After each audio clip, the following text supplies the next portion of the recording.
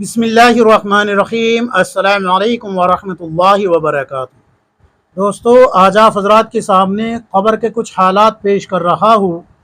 دیکھیے، یہ تو ہم سب جانتے ہیں کہ قبر کے اندر 3 سوال ہو گئے۔ تیرا رب کون ہے، تیرا دین کیا ہے، تمہارا نبی کون ہے، یہ 3 سوال ہو گئے۔ اب ان 3 سوالوں میں جو کامیاب ہو جائے گا، اللہ تبارک و تعالی اس کے لیے جنت کا فیصلہ فرما دیں گے۔ اس کی قبر کو کشادہ کر دیا جائے گا اور اس کی قبر میں جنت کی ایک کھڑکی کھول دی جائے گی، اور اس کو حکم ہوگا کہ قیامت تک کے لیے اب سو جا، تجھے کوئی اٹھانے والا نہیں ہے۔ اور اگر کوئی اللہ حفاظت فرمائے فاسق تھا اور گناہوں میں ملوث تھا اور اس کی پکڑ ہو جاتی ہے قبر کے اندر، اللہ ہم سب کی حفاظت فرمائے، تو اس سے بھی سوال تو 3 ہی ہونے ہیں، لیکن اس کے بارے میں اگر وہ جواب نہیں دے پایا تو اس کے بارے میں حکم ہوگا کہ بھئی اس کو جہنم کا لباس پہنا دو، جہنم کے انگارے بچھا دو، سانپ مسلط کر دو اور ایک بہرا فرشتہ مسلط کر دو، وغیرہ وغیرہ۔ اس کو کئی قسم کے عذاب دیے جائیں گے۔ تو یہ تو ہم سب جانتے ہیں، اور یہ بالکل یقینی بات ہے، 2 میں سے ایک کام ہونا طے ہے، یقینی بات ہے یہ۔ لیکن اس کے علاوہ کچھ چیزیں ایسی ہے جو کہ اللہ کے رسول صلی اللہ علیہ وسلم نے فرمائی ہے۔ سب سے پہلی بات یہ کہ جب کسی فاسق اور فاجر کو، اللہ کے نافرمان کو قبر کے اندر رکھا جاتا ہے تو قبر اس کو اس قدر بھینچتی ہے کہ اس کی دائیں پسلی بائیں طرف اور بائیں پسلی دائیں طرف نکل جاتی ہے، اس طریقے سے۔ اور قبر ہر روز مجھے بھی، آپ کو بھی، ہم سب کو آواز لگاتی ہے، اے آدم کے بیٹے سنبھل جا، میں تنہائی کا گھر ہوں، میں کیڑوں کا گھر ہوں، میں بربادی کا گھر ہوں، میں وحشت کا گھر ہوں، میرے لیے تیاری کر کے آ، میرے پاس آنے کے لیے تیاری کر کے آ۔ تو ہم غفلت میں پڑے ہوئے، اللہ حفاظت فرمائے ہم سب کی، پوری امت مسلمہ کی حفاظت فرمائے غفلت سے، اللہ ہم سب کے حال پر رحم فرمائے۔ غفلت میں پڑے ہوئے، اور جس دن یہ دھوکے کی آنکھیں بند ہوگی اس دن جو ہے ہمیں پتہ لگے گا کہ یہ کیا بن رہا ہے۔ اللہ ہم سب کی حفاظت فرمائے۔ تو یہ تو اس طریقے سے میں نے بتایا ہے کہ جو اللہ کی نافرمانی میں ملوث ہے تو ان کے ساتھ ان کو قبر کس طریقے سے بھینچے گی کہ دائیں پسلی بائیں طرف اور بائیں پسلی دائیں طرف نکل جائے گی۔ لیکن اگر کوئی مومین ہے، جیسے کہ میں بتا چکا ہوں کہ اس کے لیے جنت کے باغات، جنت کی ایک کیاری بنا دیا جائے گا قبر کو، اور جنت کے لباس پہنا دیے جائیں گے، تو اس کے بارے میں اللہ کے رسول صلی اللہ علیہ وسلم نے فرمایا کہ قبر اس کو بھی دبائے گی، لیکن اس کا دبانا ایسا ہوگا جیسے کہ ماں اپنے بیمار بیٹے کا سر دباتی ہے اور اس کو سکون ملتا ہے، اس کو چین آتا ہے، اس کو راحت اور عافیت ملتی ہے، اس کو قبر اس طریقے سے دبائے گی، اور قبر اس کے لیے حد نگاہ تک وسیع ہو جائے گی، چوڑی ہو جائے گی۔ تو یہ سب تو ہمیں معلوم ہے، لیکن میں آپ حضرات کے سامنے ایک ایسی بات پیش کر رہا ہوں جس سے ہم اکثر مسلمان غافل ہیں۔ وہ کیا ہے؟ وہ یہ ہے کہ جس وقت دنیا سے کوئی مسلمان انتقال کر کے برزخی زندگی میں داخل ہوتا ہے، منتقل ہوتا ہے، تو جو پہلے بزرگ یا پہلے خاندان والے رشتہ دار منتقل ہو چکے ہیں، یعنی کہ انتقال کر چکے ہیں، وہ اس سے ملتے ہیں وہاں پر، اور مل کے جو ہے اگر وہ جنتی ہوتا ہے تو اس سے خوش ہوتے ہیں اور اس کو مبارکباد دیتے ہیں، اور اس سے دنیا والوں کے حال پوچھتے ہیں کہ بھئی فلاں کا کیا حال ہے، فلاں کا کیا حال ہے، فلاں کا کیا حال ہے۔ تو اگر یہ فلاں جو ہے نا، اگر یہ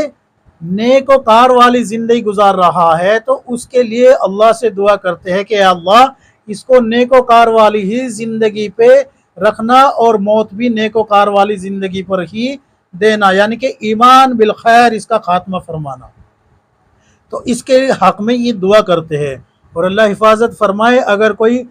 فسق و فجور میں ڈوبا ہوا ہے اور اس کے بارے میں جب پوچھا جاتا ہے کہ بھئی فلاں کا کیا حال ہے،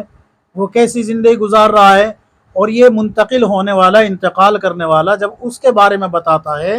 تو اس کے بارے میں سنتے ہیں کہ بھئی وہ تو فاسق ہے، فاجر ہے، اور اس طریقے سے جو ہے گناہوں میں ڈوبا ہوا ہے، تو اللہ سے اس کے لیے دعا کرتے ہیں کہ اے اللہ اس کو جو ہے ہدایت دے دے اور اس کو جہنم سے بچنے کی توفیق دے دے۔ اب ذرا سوچو، آپ جو ہے اپنے ابا کے لیے، اپنی اماں کے لیے، دادا کے لیے، دادی کے لیے، نانا کے لیے، نانی کے لیے، کسی بھی رشتہ دار کے لیے آپ 3 مرتبہ سورہ اخلاص پڑھ کے نہیں بخش رہے، پہنچا نہیں رہے، تو بتاؤ وہ آپ کے لیے اللہ سے وابی دعا کر رہے ہوتے ہیں۔ یہ روایت موجود ہے اللہ کے نبی صلی اللہ علیہ وسلم کی، اللہ کے رسول صلی اللہ علیہ وسلم کی روایت موجود ہے۔ آپ کھول کے دیکھ لیجئے، کتاب کا حوالہ میں آپ کو دے دیتا ہوں۔ یہ رہا مرنے کے بعد کیا ہوگا، اس میں احوال برزخ جب آپ کھول کے دیکھیں گے آپ کو مل جائے گا، پوری ڈیٹیل مل جائے گی۔ تو ایک تو یہ، دوسری بات یہ کہ جس وقت قبر کے اندر کسی مومن کو رکھا جاتا ہے، اس سے سوال کرتے ہیں فرشتے، تو وہ کہتا ہے کہ بھائی سوالوں کا جواب بعد میں دوں گا، میری نماز قضا ہونے والی ہے، پہلے مجھے نماز پڑھ لینے دو۔ عصر اور مغرب کے درمیان کا جو وقت ہے نا، جہاں پر ہمیں لگتا ہے کہ بھئی اب تو نماز کا وقت عصر کی ختم ہو گیا، تو مومن بندے کو قبر کے اندر یہی خیال آئے گا کہ بھئی میری تو نماز گئی۔ اس کا ایسا محسوس ہوگا جیسے کہ فرشتوں نے اس کو سوتے ہوئے کو اٹھایا ہو، جیسے گھر میں نہیں اٹھا دیتے، بھئی بیگم صاحبہ آپ نے نماز نہیں پڑھی، عصر کا وقت ختم ہونے والا ہے۔ شوہر کو بیگم کہتی ہے جی آپ آج سوتے ہی رہ گئے، آپ کی نماز قضا ہونے والی ہے۔ تو اسی طریقے سے قبر کے اندر فرشتے اٹھا رہے ہیں، اور وہ فوراً کہے گا مجھے چھوڑ دو ابھی مجھے نماز قضا ہو جائے گی، پہلے نماز پڑھنے دو۔ پھر وہ فرشتے کہتے ہیں کہ نہیں، وہ جگہ تو بدل گئی، اب تم عالم برزخ میں ہو، یہاں پر نماز نہیں بلکہ نماز کی جزا کا تھوڑا سا آپ کو جھلک دکھائی جائے گی، تھوڑی سی آپ کو راحت دی جائے گی، آپ کو ویٹنگ روم دیا جائے گا، آپ کو ایسا ویٹنگ روم دیا جائے گا جو آپ کو راحت اور سکون بخشے گا۔ پھر اس سے سوال ہوتے ہیں، وہ بے خوف ہو کے فرشتوں کے سوالوں کے جواب دیتا ہے۔ تو اس طریقے، اور جب یہ کامیاب ہو جاتا ہے تو یہ کہتا ہے کہ بھائی مجھے جو ہے میرے گھر واپس بھیج دیجئے، میں جا کے خوشخبری سنا دوں کہ اللہ نے مجھے کامیاب کر دیا۔ لیکن فرشتے کہتے ہیں کہ یہاں آنے کے بعد کوئی واپس نہیں جاتا۔ تو یہ حالت برزخ آپ حضرات کے سامنے مختصر کر کے میں پیش کر رہا ہوں۔ تو اس میں وہ بات جو میں نے بتائی ہے نا کہ بھئی ہمارے لیے ہمارے جو گزر چکے ہیں بڑے،